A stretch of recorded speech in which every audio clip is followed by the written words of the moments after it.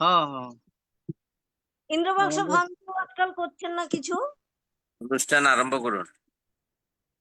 সাধু সাধু সাধু।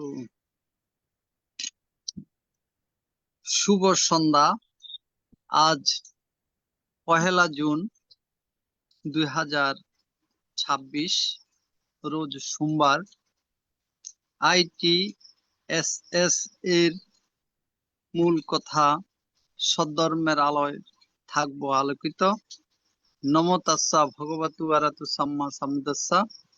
নমো তাস্সা ভগবতু আরাতু সাম্মা সাম্বুদ্দাস্সা।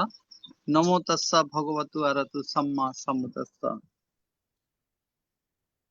দেবমানব পূজ্য জগৎগুরু মহাজ্ঞানী তথাগত সম্যক সম্বুদ্ধকে বন্দনা জানাই।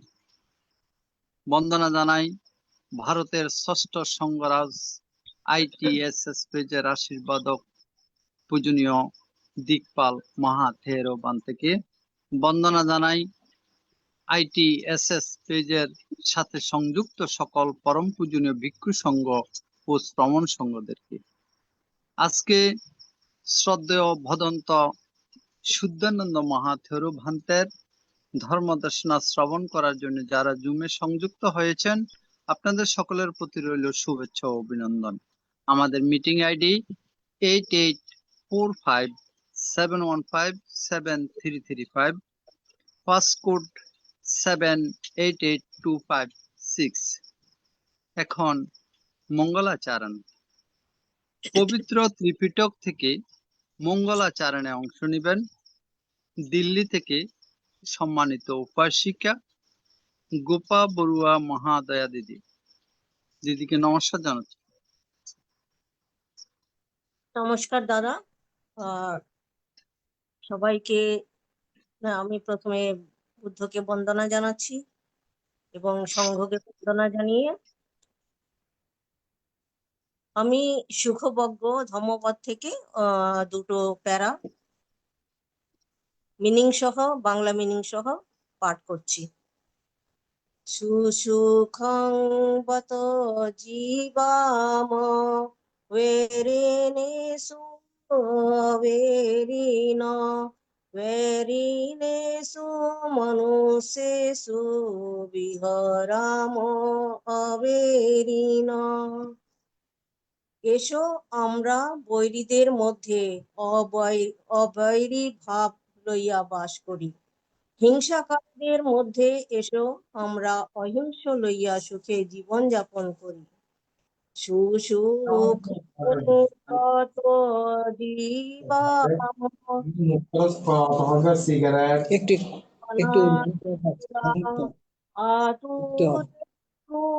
মনুষ্যেষু বিহরাম অনাতুরা। এসো আমরা তৃষ্ণাতুরদের মধ্যে অনাতুর হইয়া কালাতিপাত করি। অধীর মনুষ্যদের মধ্যে ধীর হইয়া সুখে অবস্থান করি। সাধু সাধু সাধু সাধু সাধু। এখন পঞ্চশীল প্রার্থনা। মহান সংঘের নিকট পঞ্চশীল প্রার্থনা করছেন প্রবাসী উপদেষ্টা ধর্মদর্শী বড়ুয়া মহোদয় দাদা। দাদাকে নমস্কার জানাচ্ছি। নমস্কার দাদা।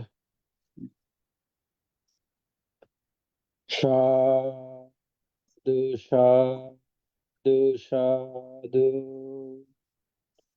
আমি প্রথমেতে তথাগত সম্মুখ সম্বুদ্ধকে নতশিরে বন্দনা করিতেছি। বন্দনা করিতেছি ITS এর বড়বান থেকে বন্দনা করিতেছি, আজকার ধর্মদেশবান থেকে বন্দনা করিতেছি। আরো অন্যান্য ভিক্ষু সঙ্গ থাকলে আমি বন্দনা করিতেছি। ITS এর সকল সদস্যবৃন্দকে নমস্কার ও ধন্যবাদ দিয়ে আমি সবার পক্ষ থেকে পঞ্চশীল প্রার্থনা করিতেছি। বলো, আমরা একসাথে বলি। বুদ্ধা বন্দামি, ধম্মাং বন্দামি, সংঘং বন্দামি, অহং বন্দামি সর্বদা। দ্বিতীয়াম্পি বুদ্ধং বন্দামি ধম্মং বন্দামি সংঘং বন্দামি অহং বন্দামি সর্বদা। তৃতীয়াম্পি বুদ্ধং বন্দামি ধম্মং বন্দামি সংঘং বন্দামি অহং বন্দামি সর্বদা। প্রকাশাবন্দামি বন্তে দ্বারাত্ময়িনা কতং সব্বং অপরাধং কমাতো ন বন্তে সঙ্গো। দ্বিতীয়াম্পি যোগাসনবন্দামি বন্তে দ্বারাত্ময়িনা কতং সব্বং অপরাধং কমাতো ন বন্তে সঙ্গো। তৃতীয়াম্পি যোগাসনবন্দামি বন্তে দ্বারাত্ময়িনা কতং সব্বং অপরাধং কমাতো ন বন্তে সঙ্গো। উকাসায়হং বন্তে ঈশরণাসহ পঞ্চশীলং ধম্মং ইয়াসমায়নো গঙ্গাত্বা শিলাং দেতমে বন্তে। দ্বিতীয়াম্পি অহং বন্তে তিসরণানেনা সহ পঞ্চশীলং ধম্মং ইয়াসমা অনুগহঙ্গত্বা শিলাং দেতমে বন্তে। তৃতীয়াম্পি অহং বন্তে তিসরণানেনা সহ পঞ্চশীলং ধম্মং ইয়াসমা অনুগহঙ্গত্বা শিলাং দেতমে বন্তে। এখন পঞ্চশীল প্রদান করছেন আজকে পূজনীয় ধর্মদর্শক ভান্তেকে বন্দনা জ্ঞাপন করছেন।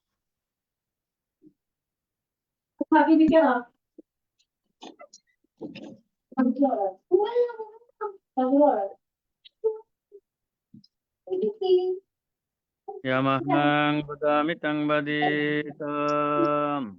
মা বন্তে Namo tassa bhagavato arahato samma sambuddhassa.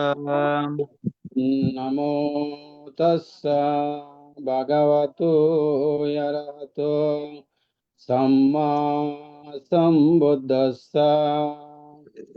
নমো তস্সা ভগবতো অরহতো সম্মা সম্বুদ্ধস্সা। নমো তস্সা ভগবতো অরহতো সম্মা সম্বুদ্ধস্সা। Buddhang saranang gacchami. Buddha শরণং গচ্ছামি। Dhammang saranang gacchami. ধম্মং শরণং গচ্ছামি। Sanghang saranang gacchami. সংঘং শরণং গচ্ছামি।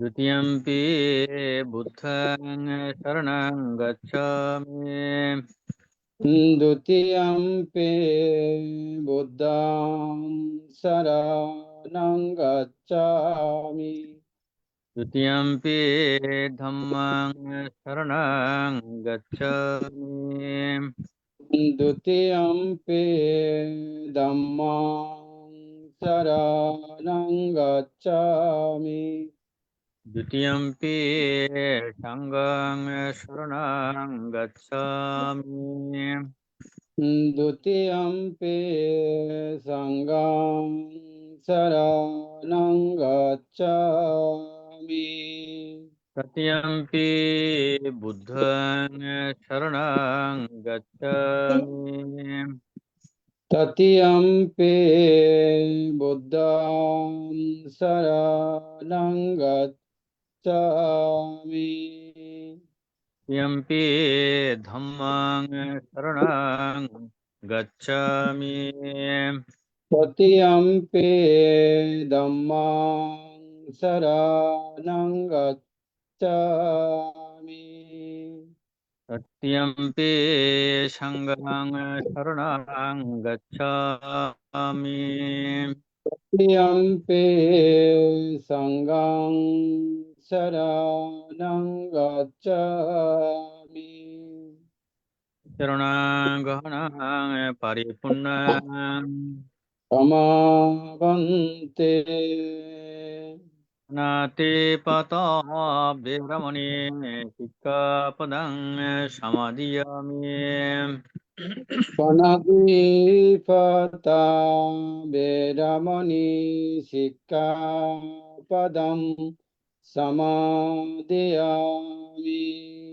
दाना वीरमणि सिक्कापदं समादयामि अदिन्नादाना वेरमणि सिक्खापदं समादयामि कामेषु मिच्छाचरा वीरमणि सिक्कापदं समादयामि कामेषु मिच्छाचरा वेरमणि सिक्खापदं समादयामि मुसावदा वीरमणि सिक्कापदं समादयामि मुसावदा वेरमणि सिक्खापदं समादयामि पुरामिरया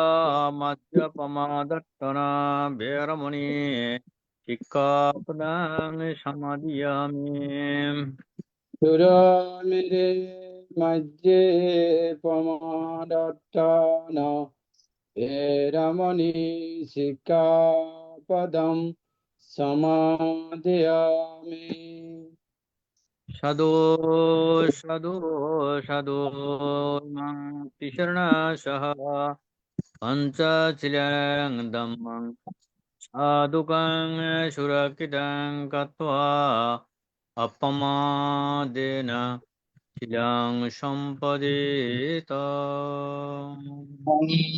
वन्ते नमो तस्य भगवतो अरहतो सम्मा सम्बुद्धस्य नमो तस्य भगवतो अरहतो सम्मा सम्बुद्धस्य नमो तस्य भगवतो अरहतो सम्मा सम्बुद्धस्य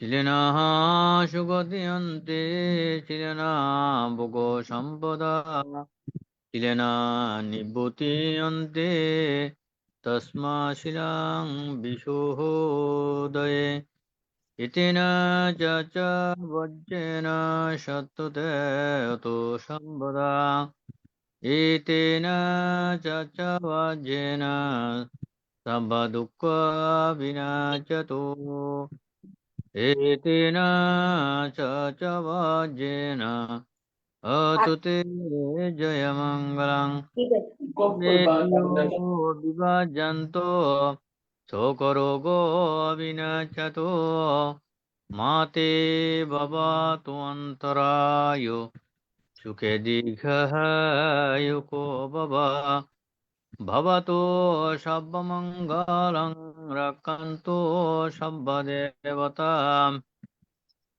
সর্ববুদ্ধানুভাবেন তদা সত্যি ভবন্তু তে ভবতো সর্বমঙ্গলং রাক্ষন্তু সর্বদেবতা সর্বধর্মানুভবেন তদা সত্যি ভবন্তু তে ভবতো সর্বমঙ্গলং রাক্ষন্তু সর্বদেবতা সর্বসঙ্গানুভবেন তদা সত্যি ভবন্তু তে তি। সাধু সাধু সাধু। সাধু। এখন বন্দনা এখন ভাবনা 10 মিনিট ভাবনা পরিচালনা করবেন। আজকে পূজনীয় ধর্মদের সব ভ্রান্তিকে বন্দনা জ্ঞাপন করছি 10 মিনিট ভাবনা পরিচালনা করার।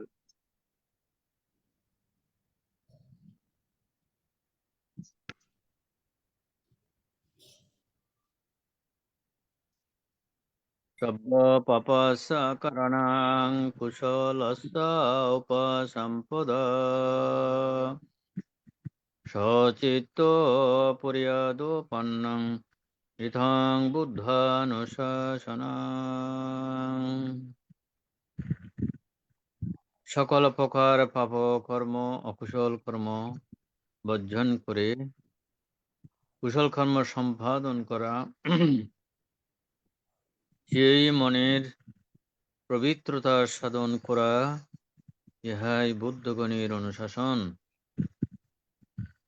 শ্রদ্ধাবান উপাসক উপাসিকা শ্রোতা মণ্ডলী, ITS এর জুম লাইভ প্রোগ্রামে যারা সমবেত হয়েছেন, অংশগ্রহণ করেছেন, আপনারা ছিলে প্রতিষ্ঠিত হয়েছেন, আপনারা 10 মিনিট ভাবনা অনুশীলন করবেন স্ব স্থানে বসে। সুখাসন, পদ্মাসন, অর্ধপদ্মাসন 3 ভাবে বসা যায়। বাম হস্তের উপর ডান হস্ত রেখে মেরুদণ্ড সোজা করে এবং শির সোজা করে শ্বাস এবং প্রশ্বাসকে জানুন। জোরে শ্বাস টেনে জানুন, শ্বাস ফেললে জানুন। এভাবে শ্বাস প্রশ্বাসকে জেনে নিজের মনকে দেহের মধ্যে প্রবেশ করিয়ে শ্বাস প্রশ্বাসকে সঠিকভাবে চেতনভাবে জানার চেষ্টা করুন। শ্বাস টানলে বা প্রবেশ করলে শরীর প্রসারিত হয় জানুন। শ্বাস ফেললে ছেড়ে দিলে শরীর সংকুচিত হয়, সেভাবে জানুন। এভাবে জেনে জেনে মন গভীরে নিমজ্জিত হলে তখন যা কিছু ইন্দ্রিয় দ্বারা চক্ষু, কর্ণ, নাসিকা, জিহ্বা, ত্বক যা কিছু সংগঠিত হয়, শব্দ হলে শুনছি জানুন। যেটা বেশি প্রথমে যেটা মনের মাঝে রেখাপাত করে বা মনের মধ্যে এসে যায় সেটাকে জানুন। দেখলে দেখছি, শুনলে শুনছি, মন চঞ্চল হলে চঞ্চল, অস্থির হলে অস্থির, যেটা যখন হয় সেটাকে জানার জন্য চেষ্টা করবেন। জানতে গেলে চিত্ত এবং চৈতসিক অনেক সময় চিত্ত গেলেও চৈতসিক যায় না, কাজ করে একটা, মন অন্যদিকে থাকে। এভাবে চিত্ত চৈতসিকের সাথে মিলে যখন যেটা প্রকট হয় সেটাকে অনিত্য, অনিত্য, যাহা অনিত্য তাহা দুঃখ,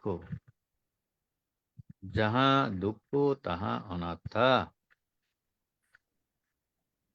সেভাবেই জানার জন্য চেষ্টা করুন, প্রচেষ্টা করুন। সুখ অনিত্য এই মুহূর্তে, দুঃখ অনিত্য, কেন দুটা স্থায়িত্ব নয়, স্থিরতা নয়। যাহা অনিত্য তাহা দুঃখ, দুঃখ তাহা অনাত্মা বলতে আমার বলতে কিছু নাই, সব শূন্য, শুধু আমি সাক্ষী হিসেবে নিজেকে জানার চেষ্টা করুন।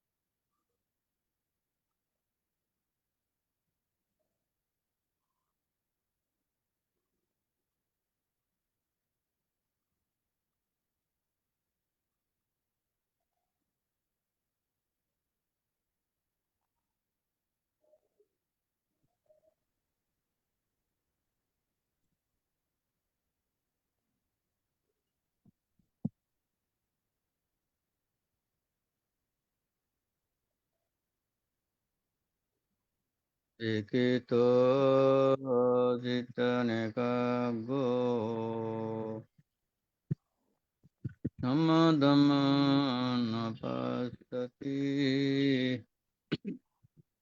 অপস্ত মনোসসাদ্দামাং দুঃখানু হরিমস্তাতে। বিক্ষিপ্ত মানে চঞ্চল অস্থির মনে, একাগ্রতাহীন মনে সম্যক ধর্মকে সত্যকে উপলব্ধি করা যায় না। যিনি বা যারা সত্য বা সম্যক ধর্মকে উপলব্ধি করতে পারে না, তারা ভব দুঃখ থেকে মুক্ত হতে পারে না। তাই আমাদের এই অস্থির চঞ্চল মনকে স্থির করার জন্য স্থিতি সাধনা একান্ত প্রয়োজন। প্রতিনিয়ত কায়ে কায়ে অনুদর্শন, বেদনা বেদনা অনুদর্শন, চিত্তে চিত্ত অনুদর্শন, ধর্ম ধর্ম অনুদর্শন করে যারা স্থিতিমান হয়ে থাকে তাদের জীবন ধন্য হয়, জন্ম সার্থক হয়। এইভাবেই প্রতিনিয়ত অল্পক্ষণ অল্পক্ষণ হলেও স্মৃতি সাধনা করা, নিজেকে জানা, নিজেকে স্থির রাখা একান্ত প্রয়োজন। তাই ITSS এর মাধ্যমে যারা প্রতিদিন এই সম্যক ধর্ম উপলব্ধি করেন, অনেকটা তাদের জীবন ধন্য হতে সক্ষম।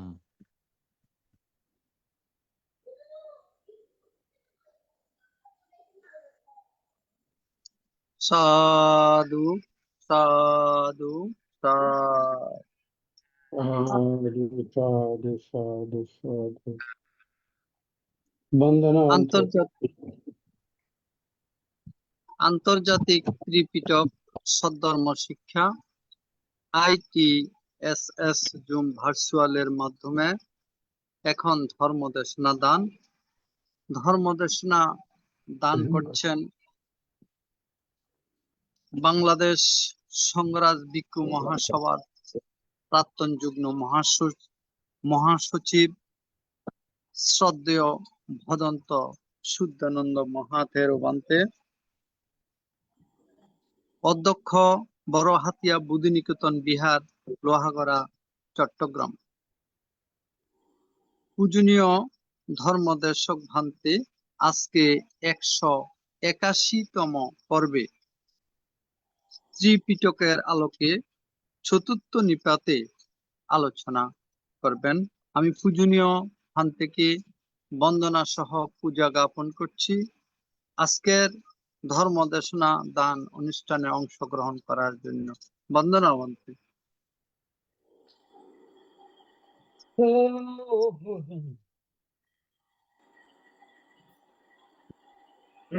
সাধু, ধন্যবাদ উপাসক, উপস্থাপক কবি সিংহ মহোদয়।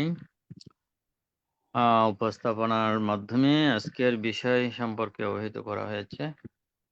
তাই আমি কথা না বাড়িয়ে সরাসরি আলোচনার দিকে যাব। আমি দেশনা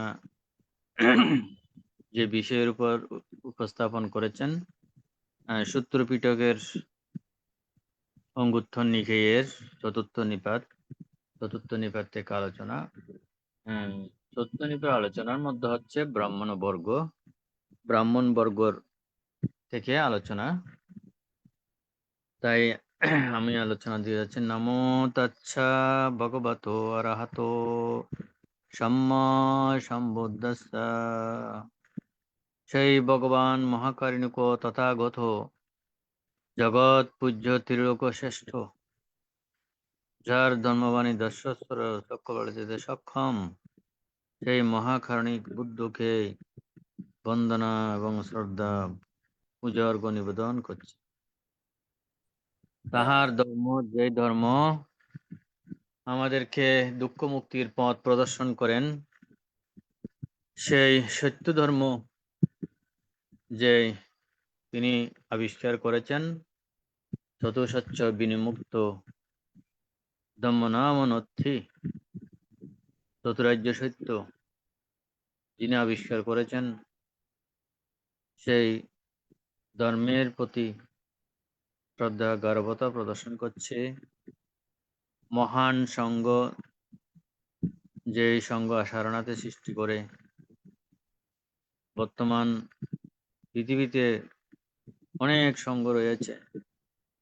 ধর্ম প্রচার প্রসারতায় যারা অনন্য ভূমিকা রেখে যাচ্ছেন, সেই সংঘের প্রতিও বন্দনা নিবেদন করছে।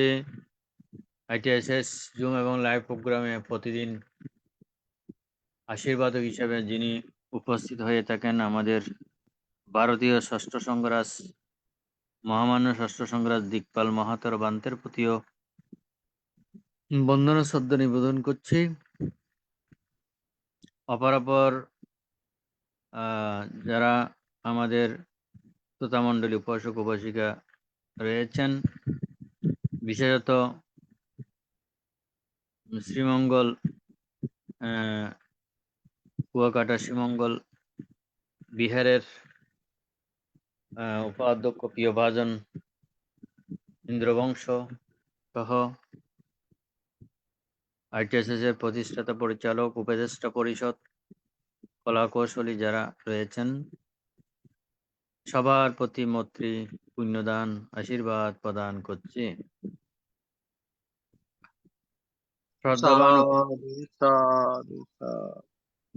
শ্রদ্ধাবান উপাসক উপাসিকাগণ, অঙ্গুত্তর নিকায়ে চতুর্থ নিপাতের ব্রাহ্মণ্য বর্গ থেকে আজকের বিষয় হচ্ছে, পালি ভাষায় বলা হচ্ছে পাঠিভোগ শুদ্ধং। পাঠিভোগ শুদ্ধং এর বাংলায় বলা হচ্ছে জামিনদার সূত্র। জামিনদার সূত্র থেকে আলোচনা। জামিনদার সূত্র যেমন আমরা যে কোনো কিছু যদি কাউকে কিছু বিনিময় করলে একজনকে সাক্ষী রাখা হয় বা জামিনদার রাখা হয়, সেই অর্থ বোঝানো হয়েছে জামিনদার সূত্র। সেই জামিনদার সূত্র হয়তো আপনারা আগে শুনেছেন কিনা জানি না। জামিনদার, সেই জামিনদার সূত্রের মধ্যে বুদ্ধ ভগবান বললেন ভিক্ষুগণকে আহ্বান করে, হ্যাঁ ভিক্ষুগণ, জগতে 4 প্রকার ধর্মের জন্য কেউ জামিনদার হয় না। কেউ বলতে এখানে বলা হচ্ছে শ্রামণ, ব্রাহ্মণ, দেবতা, মার ও ব্রহ্মা, কেউ জামিনদার হতে পারে না। সেই 4 প্রকার ধর্ম হচ্ছে কি বলা হচ্ছে, যারা ধর্ম আমাকে জরাজীর্ণ না করুক, এ বিষয়ে জগতে শ্রামণ, ব্রাহ্মণ, দেবতা, মার ও ব্রহ্মা কেউ জামিনদার হতে পারে না। দ্বিতীয় বলা হচ্ছে ব্যাধি ধর্ম, ব্যাধি অনাতীত ব্যাধি ধর্ম আমাকে পীড়িত না করুক, এ বিষয়ে জগতে শ্রামণ, ব্রাহ্মণ, দেবতা, মার ও ব্রহ্মা কেউ জামিনদার হতে পারে না। 2টা গেল। মরণ ধর্ম আমাকে মৃত্যুর মুখে পতিত না করুক। এ বিষয়ে জগতে শ্রামণ ব্রাহ্মণ, দেবতা মার ও ব্রহ্মা কেউ জাবিনদার হতে পারে না। নিজের দ্বারা নিজের দ্বারা পূর্বকৃত পাপ, সংক্লেশ, বেদনাদায়ক, দুঃখ বিপাক প্রদানকারী এই জন্ম, জরা, মরণ সৃষ্টিকারী সেই বিপাক ধর্ম আমাকে কোনো জন্ম প্রদান না করুক। নিজের দ্বারা পূর্বকৃত পাপ, সংক্লেশ, বেদনা দায়ক, দুঃখ বিপাক প্রদানকারী এই জন্মজরা মরণ সৃষ্টকারী সেই বিপাক ধর্ম আমাকে পুণ্যজন্ম প্রদান না করুক। এই বিষয়ে জগতে শ্রামণ ব্রাহ্মণ, দেবতা মার ও ব্রহ্মা কেউ জামিনদার হতে পারে না। ভিক্ষুগণ, জগতে এই 4 প্রকার ধর্মের জন্য শ্রামণ ব্রাহ্মণ, দেবতা মার ও ব্রহ্মা কেউ জামিনদার হতে পারে না, বা হতে চায় না, বা হবেও না। সেজন্য উপাসক উপাসিকাগণ এই জগৎ সংসারে আমরা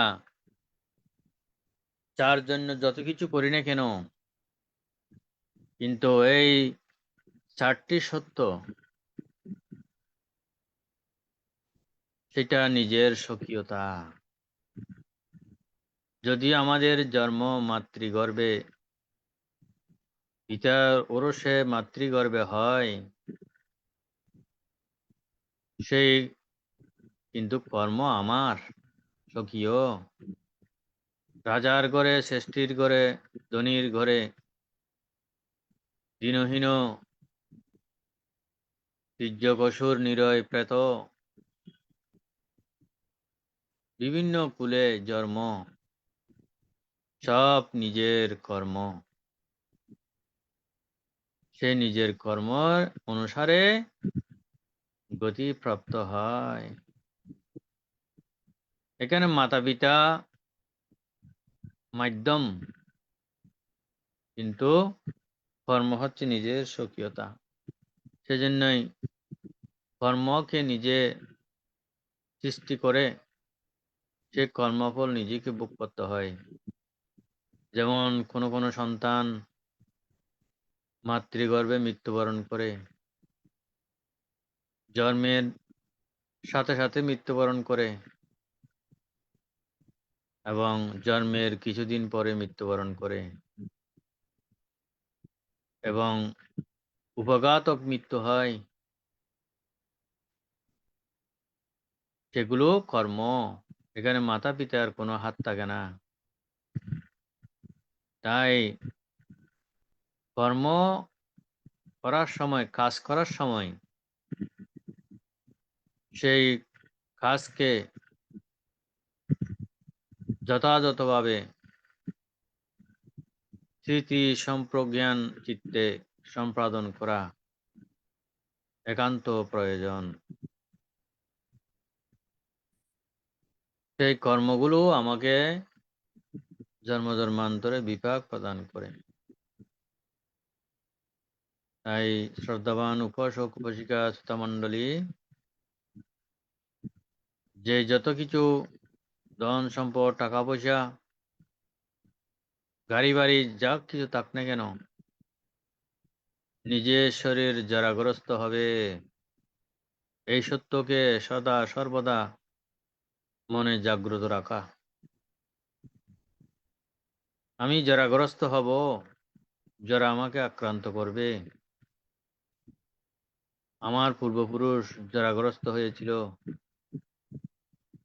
আমার জ্ঞাতি স্বজন মাতা পিতা, দাদা ঠাকুরমা, ঠাকুরদা যারা গ্রস্ত হয়েছে দেখেছি, কিন্তু ভাবি নাই শরীরে যখন আয়ুষ্ণ বিজ্ঞান শক্তি সামর্থ্য থাকে তখন ওগুলো ভাবতে চায় না। তাই যারা গ্রস্ত হতে হবে, এটা কেউ জিম্মিদার হবে না। তখন দ্বিতীয় হচ্ছে ব্যাধি আমাকে কখন আক্রান্ত করে তার কোনো ঠিক নাই। ব্যাধি আসবে। ব্যাধি মাতা পিতা জন্মদাতা হলেও আমার ব্যাধি মাতা পিতা নিতে পারবে না। এটা আমাকে পরিভোগ করতে হবে এবং ব্যাধি দুঃখ আমাকে পেতে হবে বা পেতে হয়। ব্যাধি আসবে, সেটাকে সজাগ রাখতে হবে। জরা ধর্ম জরানাতীত, ব্যাধি ধর্ম ব্যাধি অনাতীত। ব্যাধি আসবে, সেটা সজাগ সচেতন হলে ভারাক্রান্ত না হয়ে সেই ব্যাধিকে উপলব্ধি করতে হবে। আমাকে ব্যাধি আক্রান্ত করতে হবে। এখানে মাতা পিতা জন্মদাতা কেউ আমার ব্যাধি হাত থেকে রক্ষা করতে পারবে না। ব্যাধি আমাকে আক্রান্ত করবে। যত আপনজন থাক না কেন, এই ব্যাধি আমার থেকে কেউ নিতে পারবে না। সেজন্যই ব্যাধি ধর্মের অধীন হয়ে সদা সর্বদা জাগ্রত থাকতে হবে। তারপরে হচ্ছে মরণ। মরণ আসবে। যদি ভাবি যারা না হলেও ব্যাধি না হলেও মরণ আসবে, মৃত্যু আমাকে কখন নিয়ে যাবে বলতে পারি না। কোথায় হবে? জলে, স্থলে, পাহাড়ে, গুহায়, কোথায় হবে? উপাঘাতক আছে মৃত্যু, সর্পদর্শন, এই যে চোরের ডাকাতের আঘাত, কতভাবে মানুষ প্রতিনিয়ত মৃত্যু হচ্ছে। এই জন্য মৃত্যু আছে, এটাকে জানতে হবে।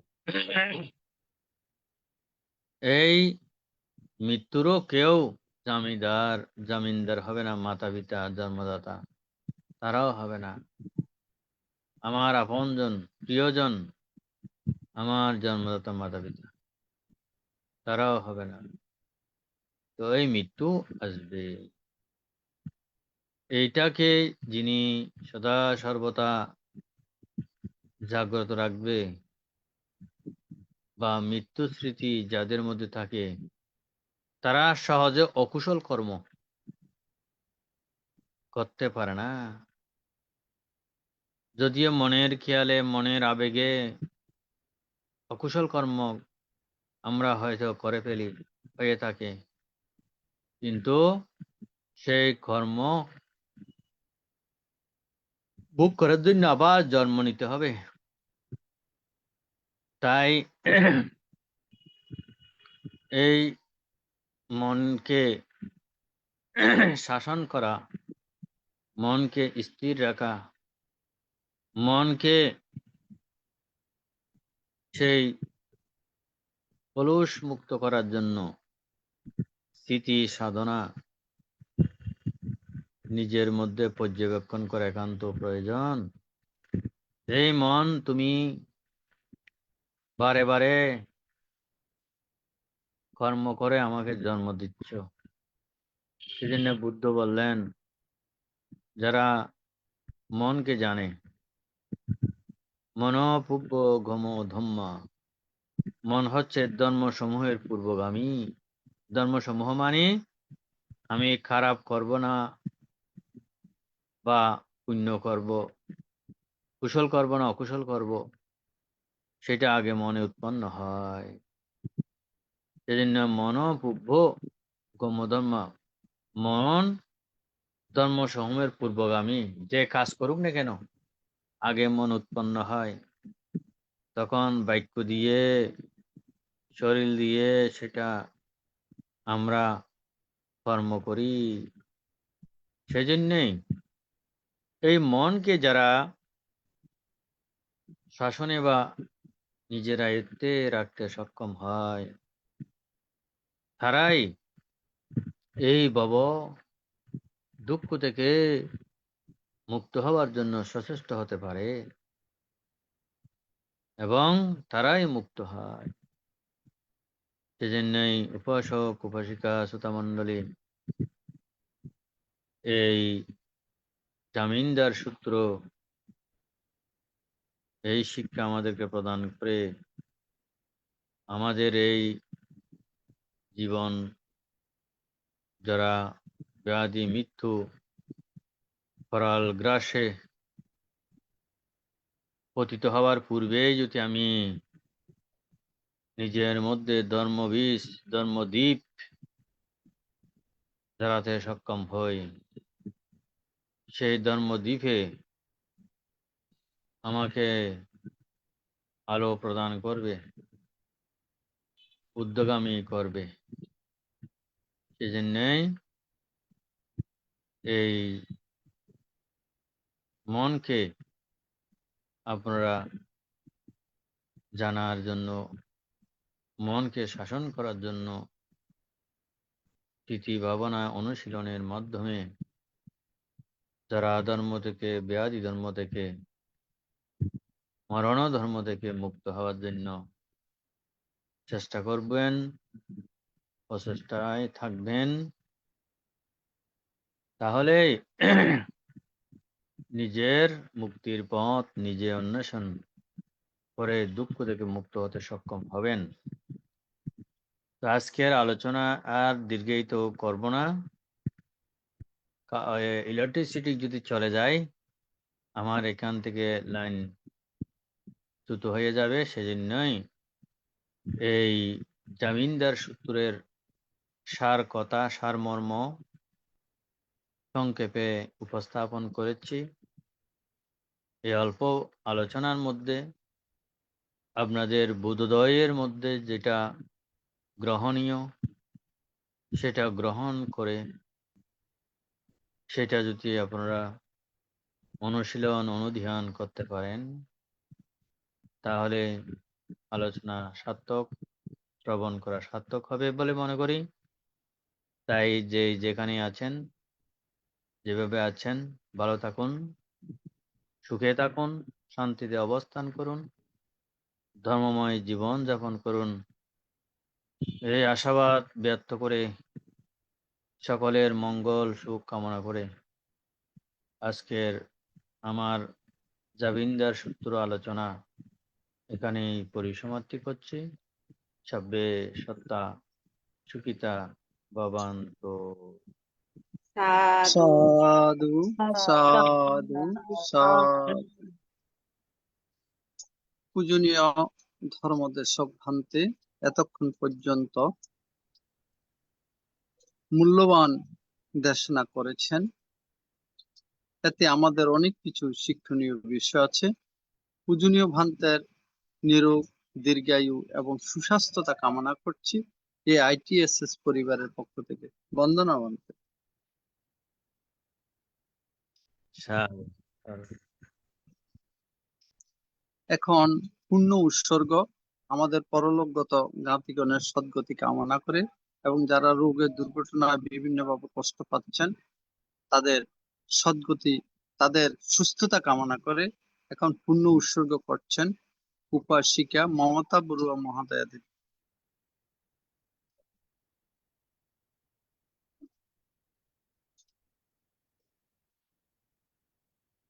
দুঃখিত, আমরা সংযোগ পাচ্ছি না। এখন পূর্ণ উৎসর্গ করছেন উপাসিকা।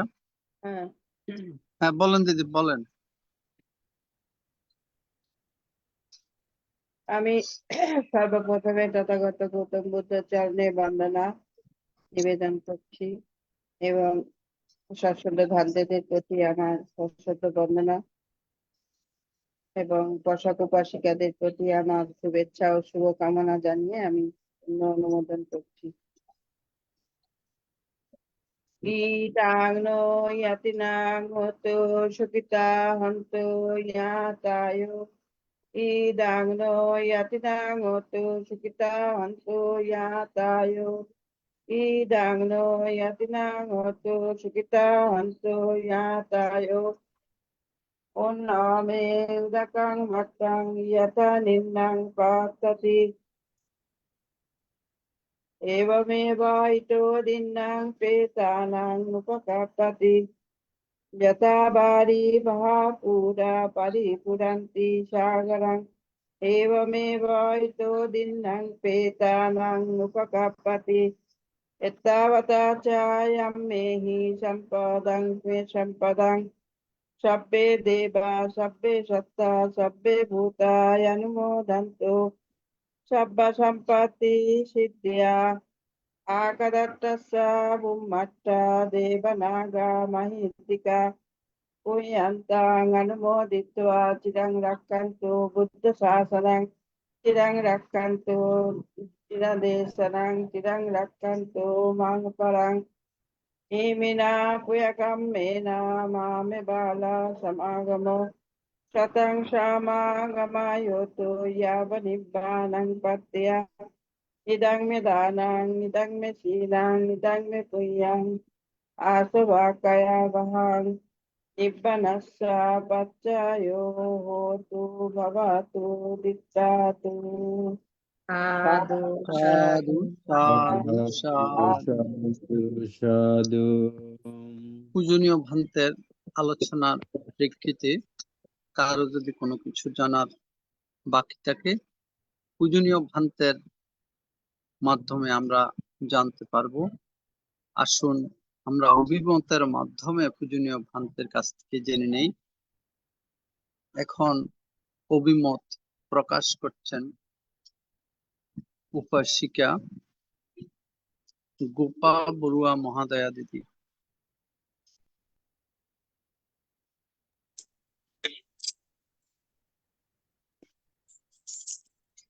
সর্বপ্রথম বন্দনা জানাই বুদ্ধকে, ত্রিরত্নকে, বুদ্ধ ধম্ম সংঘ সবাইকে বন্দনা জানাচ্ছি এবং আমাদের আশীর্বাদক আজের ধর্মদেশক ভান্তেকে বন্দনা জানাচ্ছি।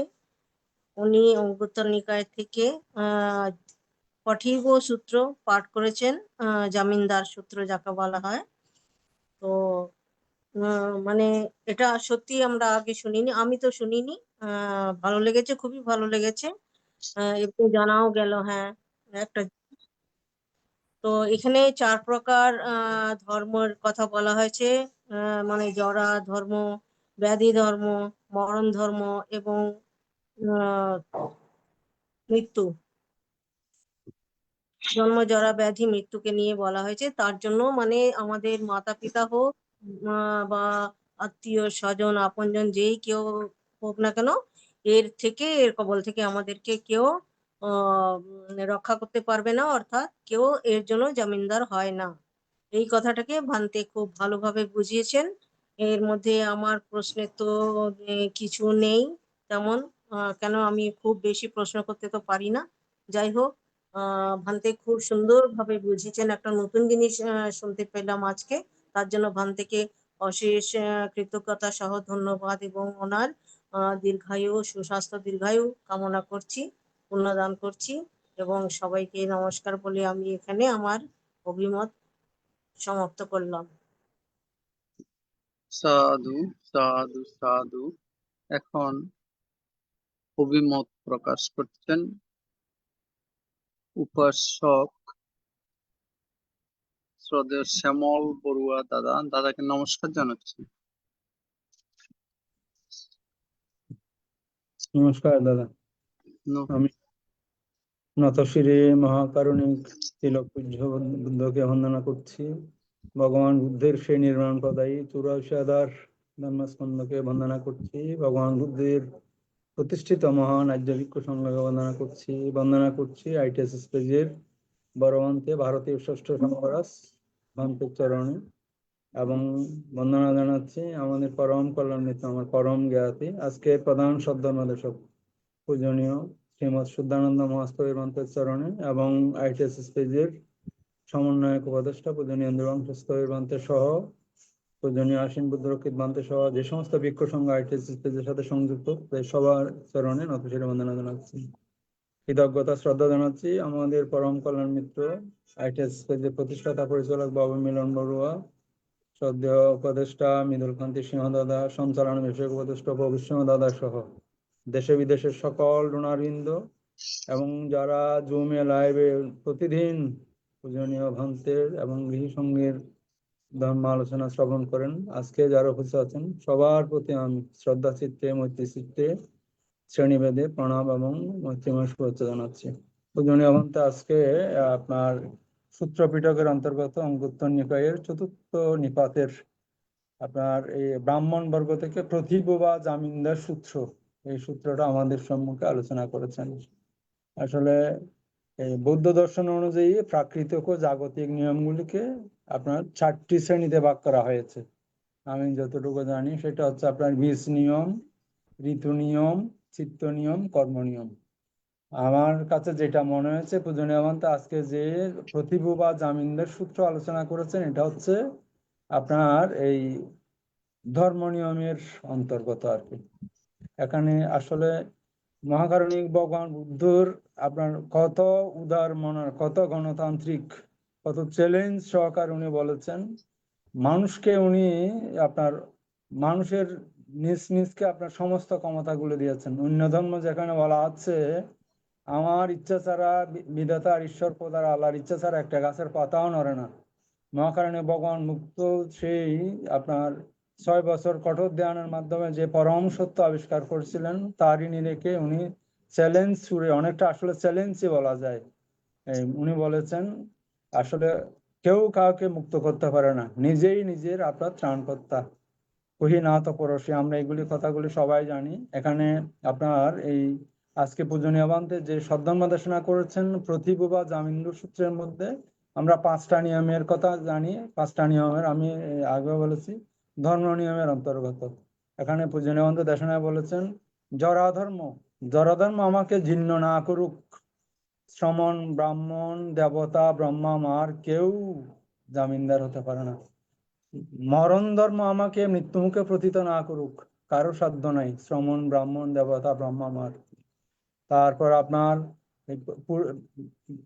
ব্যাধি ধর্ম আমাকে পীড়িত না করুক, অর্থাৎ জরা ব্যাধি মরণ এবং পূর্বে নিজের দ্বারা কৃত পাপ বা সংক্লেশ বা বেদনাদায়ক দুঃখ বিপাকী জন্ম যারা মরণ প্রদায়ী, সেই বিপাক আমাকে পুনর্জন্ম প্রদান না করুক।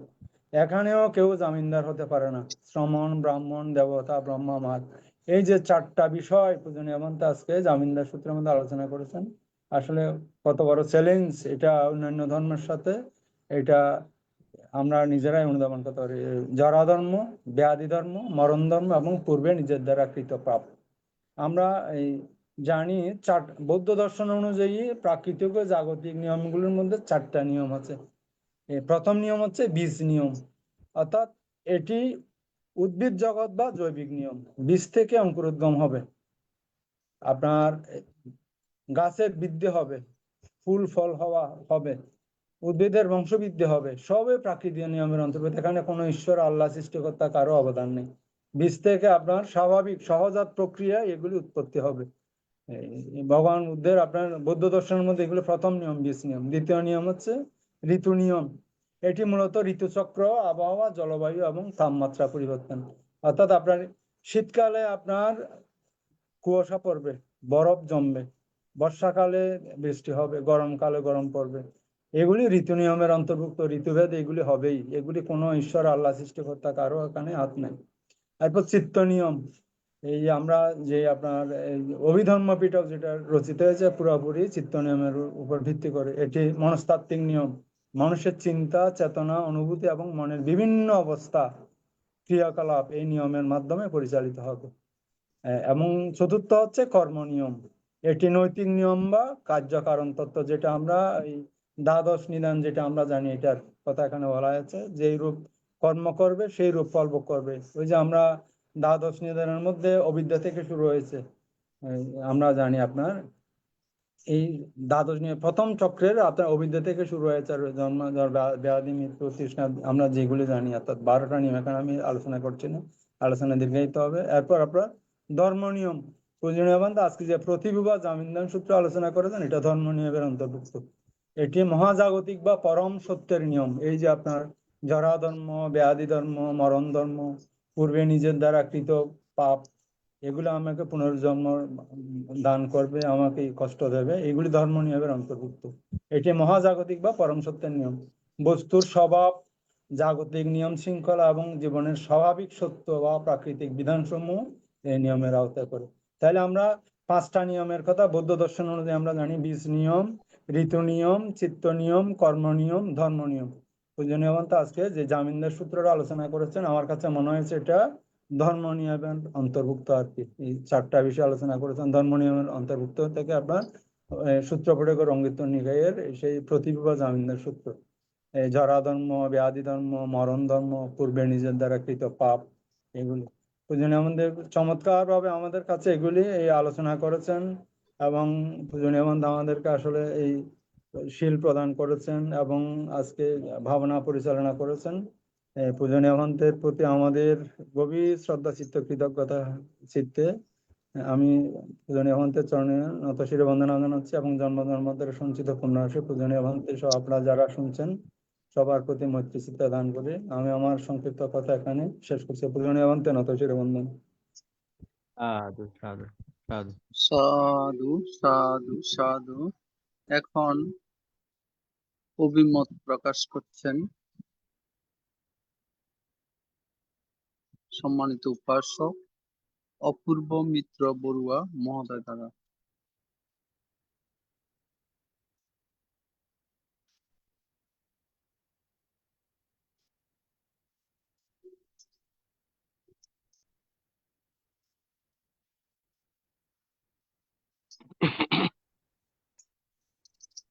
তথাগত বুদ্ধকে বন্দনা জানি। আইটিএসএস প্ল্যাটফর্মের সকল ভিক্ষু সংঘকে বন্দনা। 19 আইটিএসএস প্ল্যাটফর্মের প্রতিষ্ঠাতা মিলনদা সহ সকল 19 কর্মকর্তাকে আন্তরিক শুভেচ্ছা এবং আজকের দেশের প্রান্তে আমাদের জন্মজাত জ্ঞাতি শ্রদ্ধেয় শুদ্ধানন্দ বান্ধবকে বন্দনা। বন্দনা বলতে সাধু আশীর্বাদ। অনেকদিন পরে বাড়তে আসছি আপনার সম্মুখে। আসলে বান্ধে আজকে আপনাদের শুনছিলাম আমাদের তথাগত বুদ্ধ 4টি প্রথম যখন শুদ্ধোধন রাজা 4টি নিমিত্ত দেখেছেন, এই 4টির মধ্যে জরা দুঃখ, ব্যাধি দুঃখ, মরণ দুঃখ এবং জন্ম দুঃখ। এই দুঃখকে কেন দুঃখ, কোন কি কারণে জরা, কি কারণে ব্যাধি, কোন কারণে মরণ এবং জন্ম, কারণ খুঁজতে গিয়ে তথাগত অনেক ব্রাহ্মণের কাছে গিয়েছেন, অনেক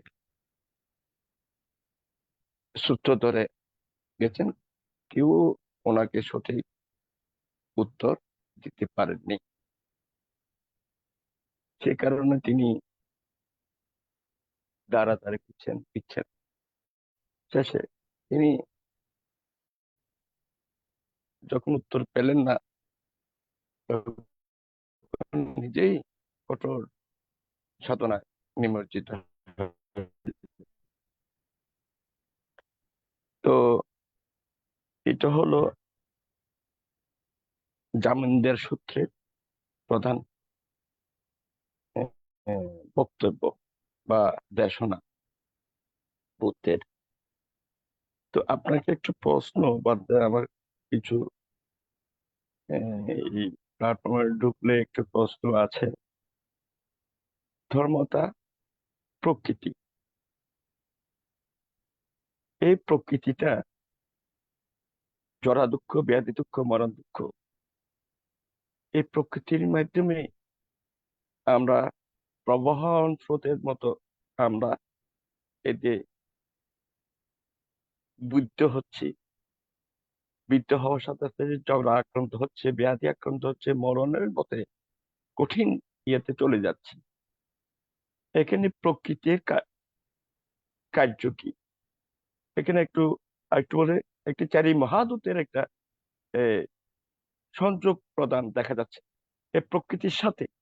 এই চারি মহাধাতু, এই চারি জন্ম দুঃখ, জরা দুঃখ, ব্যাধি দুঃখ, মরণ দুঃখের এই প্রকৃতি কিভাবে কন্ট্রোল করতেছে মানতে, বন্দনা মানতে?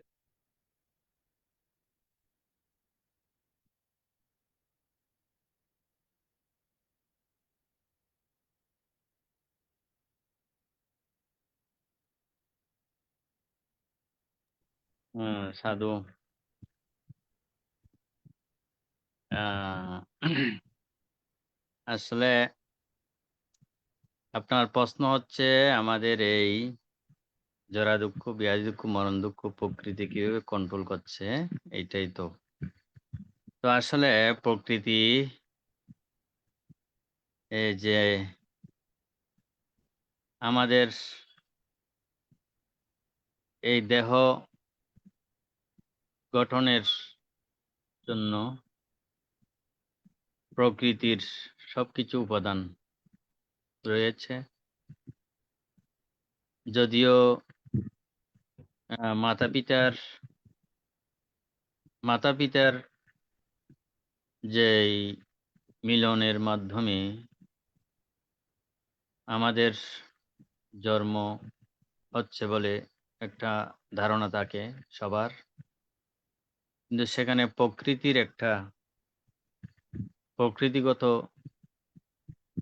যে একটা কর্ম সেখানে থেকে যায়। হয়তো দেখা যায় যে জন্ম হওয়ার পরে সন্তান বা আমরা সন্তান হিসেবে যখন জন্ম নিই তখনই বলে যে আমাদের মানব সন্তান, ছেলে হোক বা মেয়ে হোক, এসেছে।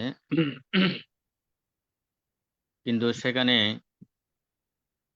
যে প্রকৃতির উপাদান যেগুলো আমাদের শরীরে বিদ্যমান রয়েছে, সেই ৬টি সমন্বয়ে সেই আমাদের এই অঙ্কুরোদ্গম হচ্ছে। যেমন আলো, বাতাস, পানি, মাটি যদি না থাকে, যে কোনো একটা কম হলে বীজ অঙ্কুরিত হবে না যথাযথভাবে। তদ্রূপ মাতা পিতা এবং কর্মজ বিষয় না হলে সেটা কখনো আমাদের মানব সন্তানের জন্ম হবে না। সেজন্যই প্রকৃতি, এই দেহটা যেভাবে প্রকৃতি থেকে সৃষ্টি হচ্ছে, প্রকৃতিতে আবার সেটা বিলীন হয়ে যায়। মৃত্যুর পরে বা প্রাণবায়ু চলে গেলে দেহটা যদি রেখে দেওয়া হয় সৎকার না করে, সেখানে দেখা যায়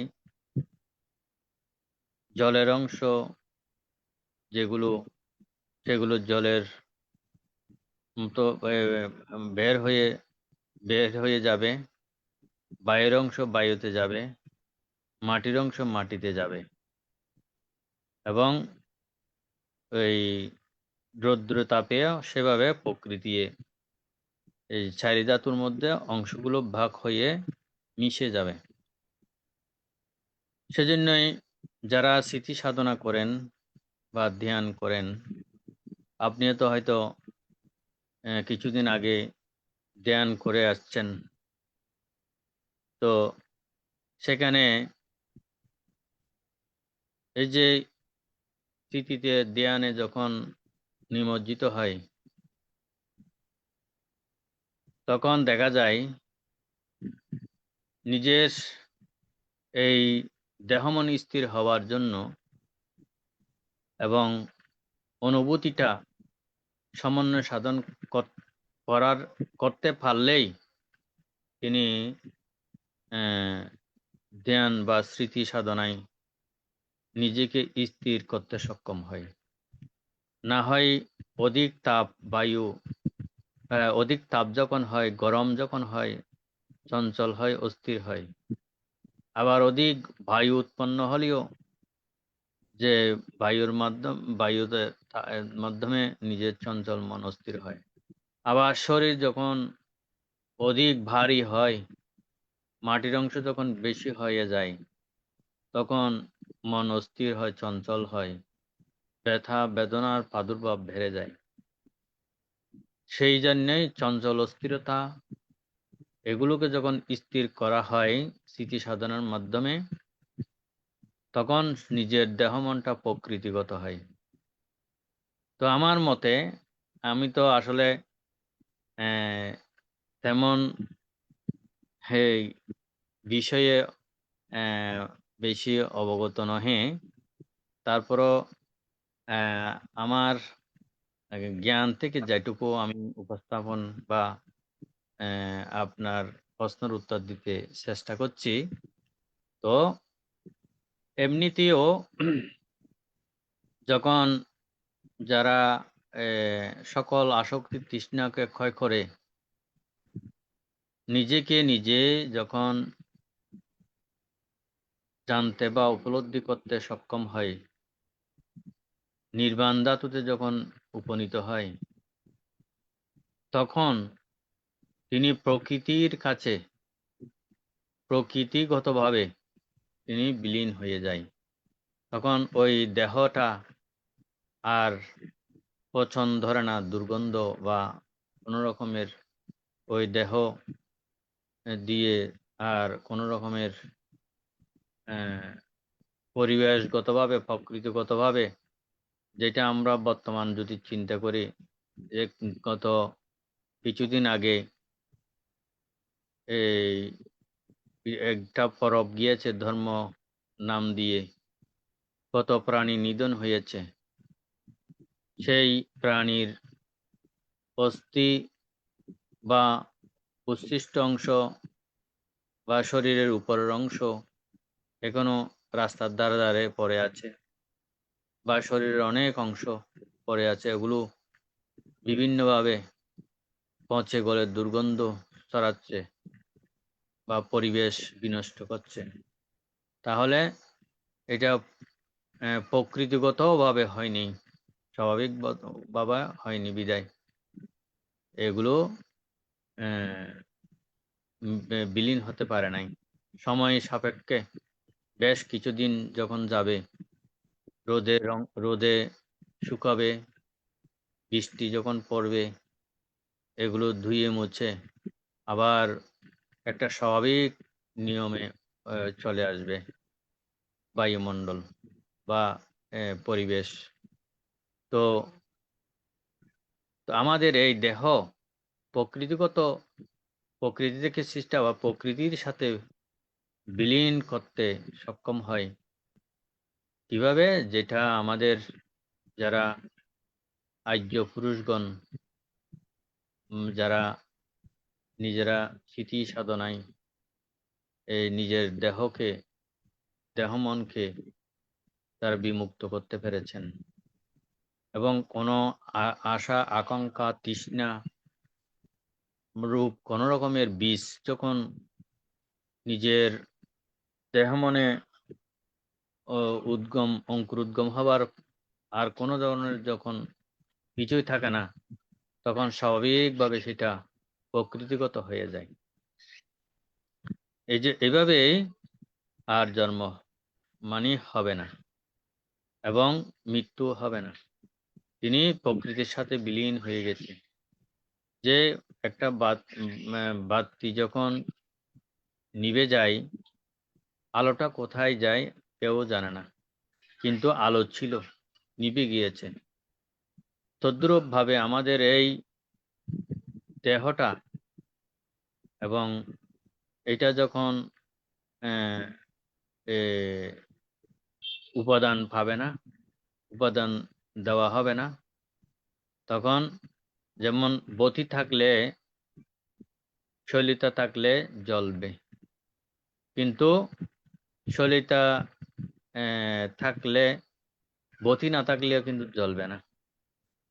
তো বতি এবং সলিতা দুটি যখন শেষ হয়ে যাবে, আর জ্বলার কোনো উপাদান থাকে না, এভাবে বিলীন হয়ে যায়। কিন্তু আমরা বারবার বারংবার জন্ম নিচ্ছি, বিভিন্ন যোনিতে যাচ্ছি, বারংবার জন্ম হচ্ছে এবং দেহ ধারণ হচ্ছে, মৃত্যু হচ্ছে, কিন্তু এটা প্রকৃতিগতভাবে হচ্ছে না বিদায় আমাদের জন্ম হচ্ছে। তো এই জন্যেই আমাদের এই দেহ মনকে প্রকৃতিগত করতে পারলেই তাহলে আর পুনর্জন্ম যখন হবে না, আমি তখন প্রকৃতির সাথে মিশে গেলাম, বা প্রকৃতির সাথে আমার এই এই দেহ বা জীবন প্রণালী যা কিছু উৎপাদন হয় তাহা নিঃশেষ হয়ে প্রকৃতিগত হয়ে যাবে। এইভাবেই আমার দৃষ্টিতে আমি অনুধাবন বা করতে সক্ষম। কিন্তু আপনার এই প্রশ্নের উত্তরের সাথে হয়তো আমার আপনার প্রশ্নের সাথে আমার উত্তর হয়তো মেল পাবেন না। তারপর আমার যতটুকু অভিজ্ঞতা থেকে একটু বললাম আর কি। তো এইটা হচ্ছে আমাদের বুদ্ধের সেই অভিধর্ম বিষয়ে এখানে প্রশ্নটা আপনার হয়েছে। তো এই অভিধর্মর মধ্য দিয়ে আমাদের এই দেহ মনকে যারা মুক্ত করতে পেরেছেন তারাই কিন্তু প্রকৃতিগত হতে সক্ষম হয়েছেন। তো এইভাবেই যে আমাদের সকল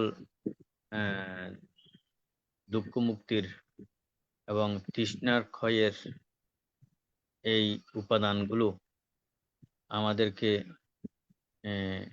জানতে বা উপলব্ধি করতে হলে অভিধর্ম চর্চা আমাদের একান্ত প্রয়োজন। তাই এই যেমন আমাদের শ্যামল দাদা একটু উপস্থাপন করেছেন, যে বীজ নিয়ম আছে, কর্ম নিয়ম আছে, ঋতু নিয়ম আছে, ধর্ম নিয়ম আছে। তো এই নিয়মের মধ্যে আমাদের জীবন পরিচালিত হচ্ছে। হয়তো আমরা কোনো কারণে কোনো রকমের দুঃখ কষ্ট বা কোনো বিষয় যখন কিছু হয় তখন আমরা একে অপরকে হয়তো সাময়িকভাবে দোষারোপ করে থাকি, কিন্তু এগুলো কর্মের কারণে সংগঠিত হচ্ছে বা ধর্ম নিয়মে সংগঠিত হচ্ছে। এটা আমরা উপলব্ধি করতে পারি না জ্ঞানের প্রজ্ঞার অভাবে। তো না হয় সবকিছু কার্যকারণের মধ্যে এই জীবন প্রণালী পরিচালিত হচ্ছে, পৃথিবী পরিচালিত হচ্ছে। তো এইভাবেই আমাদের বুদ্ধের এই ধর্মবাণী আমাদেরকে শিক্ষা দেয় যে যতদিন আমরা প্রকৃতিগত হতে পারবো না, নিজেদেরকে মুক্ত করতে পারবো না, তত জন্ম আমাদের পরিভ্রমণ করতে হবে। এই যেমন মনে করুন, যখন আমাদের পৃথিবীর তাপ যখন বেড়ে যায়, সূর্যের আলো যখন প্রখর হয় তখন আমরা গরম অনুভূতি করি, তখন বলি গরমকেও তখন আমরা সূর্যের আলোকেও আমরা অনেক সময় দোষারোপ করি। এত প্রখর সূর্য আলো তাপ সহ্য হয় না। যখন বেশি ঠান্ডা পড়ে, শীত পড়ে, তখনও কিন্তু দেখা যায় মানুষেরা অসন্তোষ হয় যে এত ঠান্ডা এত শীত। এ এ খোদা গড ঈশ্বরকেও অনেক সময় দোষারোপ করে থাকে।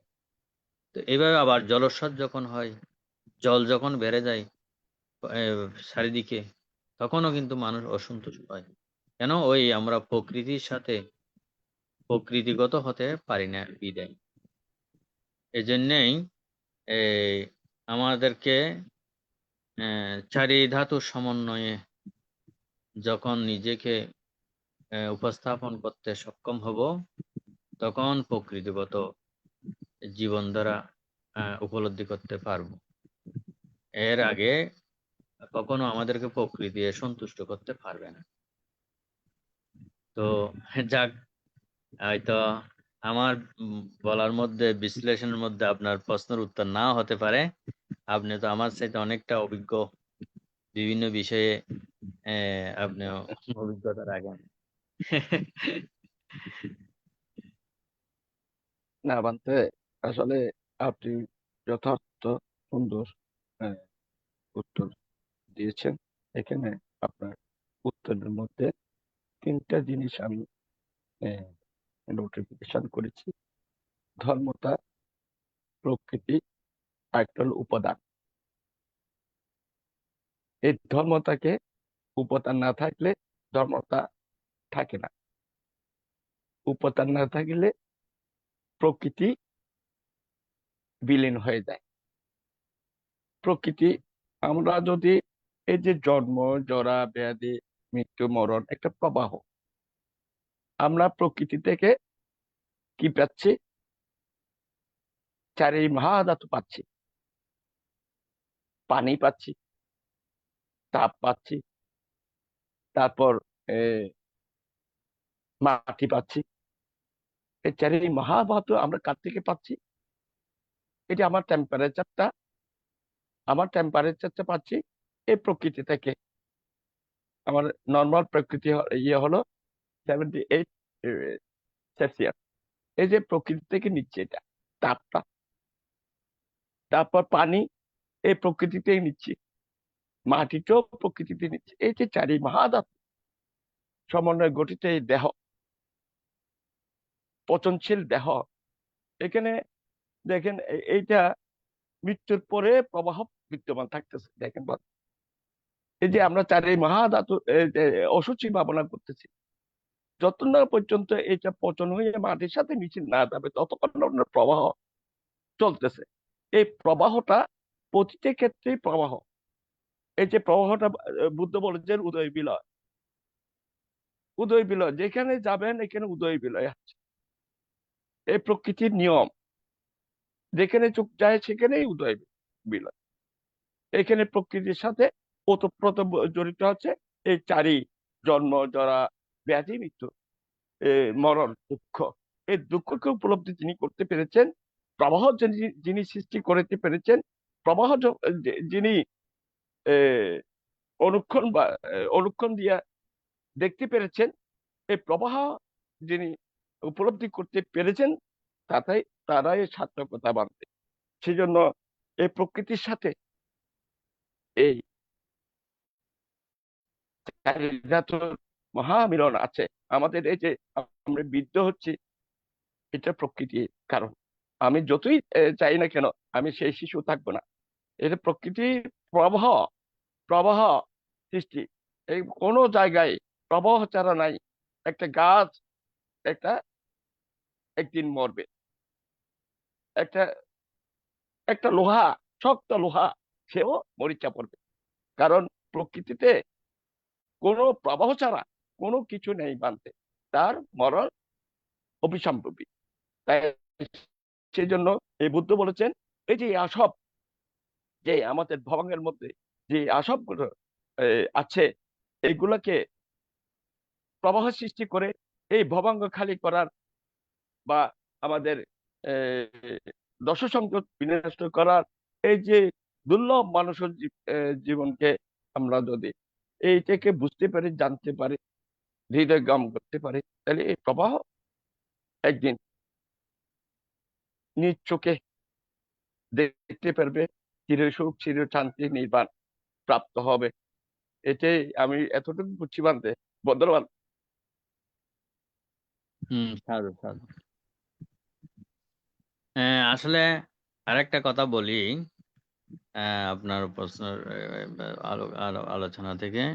আমরা যেমন যে কোনো শরীরের মধ্যে যখন একটা প্রবাহ ব্যথা বেদনা যখন সৃষ্টি হয়, সেটা যখন ধ্যান বা স্মৃতির মাধ্যমে যখন উপশম হয়, তখন একটা নীরব সত্য উৎপন্ন হয়, বা নিরোধ সত্য যখন উৎপন্ন হয়, তখন একটা সুখ উৎপন্ন হয়। এটা হয়তো ক্ষণিক নির্বাণ আমি ভাবি। এটা ক্ষণিক নির্বাণ, মানে মানে তিনি নিভেতে পেরেছেন বলে তিনি ক্ষণিকভাবে স্বস্তি লাভ করেছেন। আর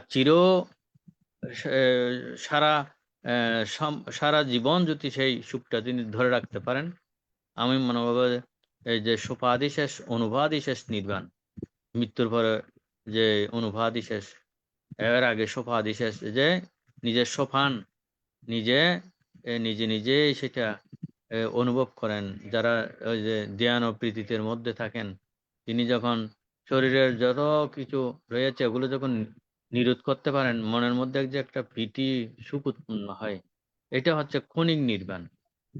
এটা আমি ভাবি। এটা যদি তিনি সকল বিষয়ে যদি যেমন এই যে সকল বিষয়ে যখন অষ্টলোকধর্মের মধ্যে সকল বিষয়ে যখন তিনি নীরব সত্যকে উপলব্ধি করতে পারবেন, তিনি প্রকৃতভাবে জীবন ধারণ করতে সক্ষম। হয়তো আমরা লাভ অলাভ, যশ অযশ, নিন্দা প্রশংসায়, সুখে দুঃখে বিচলিত হই, কিন্তু যিনি নীরব সত্য লাভ করেছেন, উপলব্ধি করেছেন, তানাকে কিন্তু যে সেইটাকে বিচলিত করতে পারে না। যে পুট্টস্য লোকদম্যে চিত্তাঙ্গসন কম্পতে অশোকং, তার মধ্যে কোনো শোক আসে না। তিনি অশোকন হয়ে থাকে, অশোকনে জীবনযাপন করেন। সেটাই কিন্তু প্রকৃতি। সেই প্রকৃতির মধ্যে নিজেকে উপলব্ধি করতে পেরেছেন, প্রকৃতিগতভাবে তিনি থাকতে পেরেছেন। এটা আমি অনুধাবন করি অনেক ক্ষেত্রে সে প্রকৃত জীবনের মধ্যে। এটা হয়তো আমরা অনেক ভাবি মৃত্যুর পরে নির্বাণ পাবো বা মৃত্যুর পরে নির্বাণ দেখা যাবে। নির্বাণ সত্যটা কিন্তু হচ্ছে ইহ জীবনে উপলব্ধি করার সেই প্রজ্ঞাটাই যদি সৃষ্টি হয়, সেইটাই হচ্ছে আমার মনে হয় সোপাধিশেষ নির্বাণের মধ্যে তিনি রয়েছেন বা থাকতে পারেন। তিনি যদি সেটা ধরে রাখতে পারেন প্রতিনিয়ত, এই অষ্টলোকধর মধ্যে তিনি যদি অশোকং হয়ে থাকেন, সেটাই হচ্ছে নির্বাণ সুখ ও প্রকৃতিগত সুখ।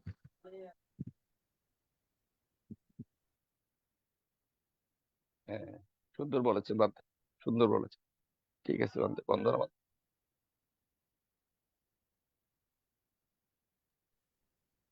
বন্ধুরা মানতে, আমাদের ইঞ্জিনিয়ার দাদা খুব সুন্দর প্রশ্ন করেছেন, এতে আমরা অনেক কিছু জানতে পেরেছি। তো পূজনীয় ভান্তের কাছে আমার একটু জানার বিষয় ছিল যে তৃষ্ণার কারণে বারবার বিভিন্ন জীবকোষ আমরা জন্মগ্রহণ করি। এখন এই জীবনে, বর্তমান জীবনে যদি আমি তৃষ্ণাকে রোধ করতে পারি, তাহলে আমি কি নির্বাণ লাভ সম্ভব? পান্তে,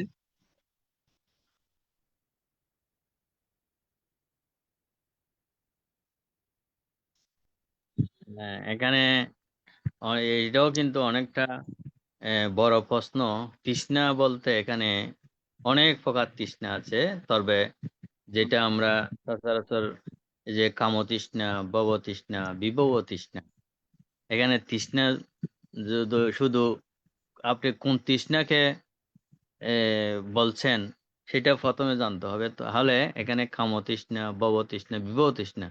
তো কামতৃষ্ণা বলতে আমরা যাহা কিছু কামনা করি, এই যে শুধু নারী পুরুষের কামনা নহে, এখানে হয়তো অনেকে অনেকভাবে বলে কামতৃষ্ণাকে এইটা ভাবে, কিন্তু আমরা যাহা কিছু কামনা করি, বিষয় আশয়, একটা ভালো মোবাইল, ভালো একটা সুন্দর বস্তু, এটাও কিন্তু কামনা। এটা যদি পাওয়ার জন্য, যেমন মনে করুন একটা কিছু লাভের জন্য বা একটা কিছু পাওয়ার জন্য যে একে অপরকে হত্যা করছে, মেরে ফেলছে, হ্যাঁ, তো এটা যে তৃষ্ণা, তো কামনা, যে কোনো বিষয়ের প্রতি কামনা যদি এ, এই উৎপন্ন হয়, সেটা কিন্তু কামতৃষ্ণা হবে। খাবার জন্য যদি কামনা উৎপন্ন হয়, সেটাও কিন্তু কামতৃষ্ণা হবে। আপনি যদি এমনি স্বাভাবিকভাবে প্রয়োজনে আমরা যা কিছু খাচ্ছি, আহার গ্রহণ করছি, হ্যাঁ, এটা স্বাভাবিকভাবে স্বাভাবিক নিয়মে যদি হয়, সেটা ঠিক আছে। কিন্তু কামনা করে যদি হয়, সেটা কিন্তু তৃষ্ণাই পর্যবসিত হবে। তো ওই স্তরে যেতে অনেকটা সময়ের প্রয়োজন আছে। এবং দেখা যায় এই কামতৃষ্ণা, ভবতৃষ্ণা, যে ভবর মধ্যে ভবসুখ, এত কিছু, এই যে এই তৃষ্ণার কারণে আহ, অনেকের বাড়ি আছে একটা, আরো চাই আরো চাই আরো চাই, ওখানে সব যত বস্তু তিনি চেয়েছেন তত কিন্তু তার তৃষ্ণা হয়েছে। এগুলো তাকে ভোগ করার জন্য বিভিন্নভাবে বিভিন্ন জনিতে আসতে হবে। এইটাই হচ্ছে কামতৃষ্ণা। এই কামতৃষ্ণার এবং ভবতৃষ্ণা, অনেক সময় আবার বিভব তৃষ্ণা। আমি যখন দুঃখ পাই, কষ্ট পাই, যে এই ভবের মধ্যে আমি থাকবো না, এই ভবের মধ্যে আমি আসবো না, অনেকে তখন আত্মহুতি দেয়, মৃত্যুবরণ করে বা ফাঁস খায়, বিষ খায়, মানে বিভিন্ন ভাবে তিনি আত্মহুতি দিয়ে মৃত্যুবরণ করে। ভবের মধ্যে আর আর থাকতে ইচ্ছা হয় না, এমন প্রকট যন্ত্রণায় মানুষে কি করে, ওই কি করে, বিষ খায়, ফাঁস খায়, বা কত রকমের কর্ম করে মৃত্যুবরণ করে। মানে তার ভবের মধ্যে আর মানবী, মানে তিনি ভবের মধ্যে আর তাকে বিভব, মানে তৃষ্ণা উৎপন্ন করে। তো এগুলোও কিন্তু তৃষ্ণা। আপনি যদি ওই মিডল বা থাকতে পারেন, মধ্যস্থতার মধ্যে থাকতে পারেন, হ্যাঁ, যেটা বুদ্ধ আমাদেরকে শিক্ষা দিয়েছেন, হ্যাঁ, মধ্যপন্থা, মধ্যস্থতার মধ্যে যদি আপনি থেকে যদি ওইগুলো ক্ষয় করতে পারেন, তাহলে আপনি নির্বাপিত হয়ে যাবেন, নিভে যাবেন, আর জ্বলবে না আর কি, নির্বাপিত হয়ে যাবে। না হয় ওগুলো হয়তো তৃষ্ণা। এইটা আগে বুঝতে হবে।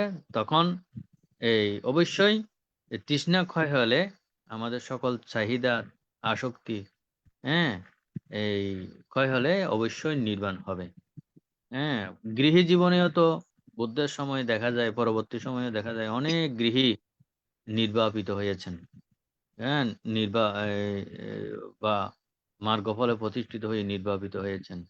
হ্যাঁ, আবার অনেকেই ওই মৃত্যুর পরেও নির্বাপিত হয়েছেন, অনেকে আছে এভাবে। তো এইটা প্রথমে আমাদের জানতে হবে, কোন তৃষ্ণা ক্ষয় করলে যে আমার জন্ম হবে না, এইটা আগে বুঝতে হবে। অবশ্যই এতে তৃষ্ণা ক্ষয় হবে। আমার বিগত জীবনের যে কর্মফল, তা কি মকুব বা খণ্ডিত হবে? না, এটা আপনার স্মৃতি সাধনার মাধ্যমে, আপনার যদি ভবাঙ্গ চিত্ত যদি শূন্য হয়ে যায়, কোনো ধরনের যদি তৃষ্ণা বিষ যদি না থাকে, আপনি যদি শূন্য করতে পারেন ইহ জীবনে, তখন আপনি অবশ্যই হবে, হবে না কেন? এবং আবার চেষ্টা করলে এটি বিতে যাবে না, এই জন্মে না হলে পরবর্তী জন্ম হলেও হবে। তবে ওই এটা নিজেই উপলব্ধি হবে যে আমার মধ্যে আর কোনো রকমের তৃষ্ণা নাই, আমার ভবাঙ্গ চিত্ত শূন্য হয়েছে। হ্যাঁ, এইটা উপলব্ধি যখন হবে, তখন নিজেই বুঝতে পারবেন যে আমার আর জন্ম হবে না। সাধু, সাধু, সাধু। পূজনীয় ভান থেকে বন্দনা। এ ব্যাপারে আমার অনেক কিছু জানা হলো। পূজনীয় ভান্তে এখন দাদা কিছু বলবেন? ইঞ্জিনিয়ার দাদা কিছু বলবেন? এটা ওই সক্রি থেকে আমি অনাগামীর কোয়েশ্চেন বানতে উনি শ্রোতাপন্নের ঊর্ধ্বে চলে গেছেন, তারপর ওই যে কামে চলে গেছেন। এটা সক্রিয়তে আমি অনাগামী, এই দুই প্রবশ্বাস হলে তারপর থার্ড ধাপ হলো নির্বাণের 5টা ইয়ে, এই মানে দশ সংযোগনের এটা আছে না বানতে, ঠিক না? উনি উনি হ্যাঁ, শ্রোতাপন্ন ঠিক আছে। হইয়া সক্রিয়তে আমি অনাগামীতে চলে গেছেন উনি। অনেক বড় কোয়েশ্চেন। হ্যাঁ, হ্যাঁ, হুম, পূজনীয় আহ, বান্তে এখন জগতের সকল প্রাণীর মঙ্গল কামনা করে আশীর্বাদ প্রদান করবেন। এই আশীর্বাদ প্রদানের মাধ্যমে আজকের অনুষ্ঠানের সমাপ্তি করবে। বন্দনা। সাধু সাধু অনেকক্ষণ পর্যন্ত আপনারা আইটিএসএস জুম এবং লাইভ প্রোগ্রামে এতক্ষণ পর্যন্ত আপনারা ছিলেন এবং অভিমত দিয়েছেন এবং সুন্দর প্রশ্ন উপস্থাপন করেছেন। আমাদের উপাসক অপূর্ব মিত্র বড়ুয়া এবং শ্যামল দা এবং উপস্থাপক প্রবীর সিংহ মহোদয়। তো আসলে আলোচনা থেকে আমাদের অনেক কিছু শিকার এবং জানা হয়। তো এইটাই আমাদের আসলে যত আলোচনা হবে, দেশনা হবে, তত গভীরে যাওয়া যায়। তো তো গভীরে গেলেই নিজেকে আত্মদর্শন হয়, আত্মদর্শন হলেই তো মুক্তি আসে।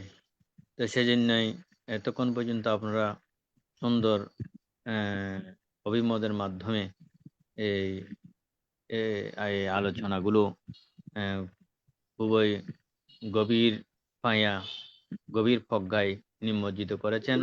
তাই আপনাদেরকে অসংখ্য ধন্যবাদ এবং আশীর্বাদ কৃতজ্ঞতা জানাচ্ছি। আমরাও চাই বুদ্ধের আলোয় আলোকিত হয়ে, বুদ্ধ জ্ঞানে জ্ঞানী হয়ে, কারণ প্রতিটি মানুষের মাঝে বুদ্ধ অঙ্কুর বীজ রয়েছে। এটা উদ্গম করা, প্রস্ফুটিত করা এইটা অনেকটা কঠিন হয়। যারা চর্চা করেন, অনুশীলন অনুধ্যান করেন, সেটা অঙ্কুর উদ্গমিত হয়। অনেক সময় ঢাকা পড়ে থাকে যে, তো আবার সেটা আলোচনা অনুশীলনে অনুধ্যানে এটা অঙ্কুরিত হয়ে মুক্ত হবার সেই দিক নির্দেশনা লাভ করা যায়। সেজন্যই আপনারা সবাই জ্ঞানবান প্রজ্ঞাবান হন। সবাই যাতে বুদ্ধের সেই আলোক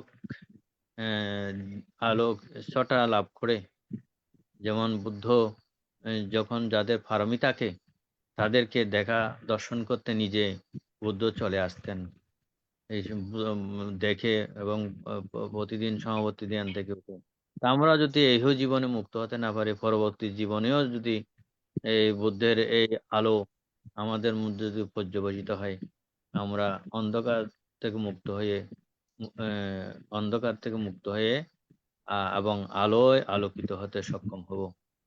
এই আশাবাদ ব্যর্থ করে এবং সবার মঙ্গল সুখ কামনা করে, যে অশান্ত বিশ্বের শান্তি সুখ কামনা করে, যে কত যে প্রাণী তারা জীবন নির্বাপিত হয়েছে ভোগের বিলাসিতায়, তারাও মুক্ত হোক, এই পুণ্যদান আশীর্বাদ দিয়ে তোমার সর্বশেষ আশীর্বাণী এখানে পরিসমাপ্তি করছি।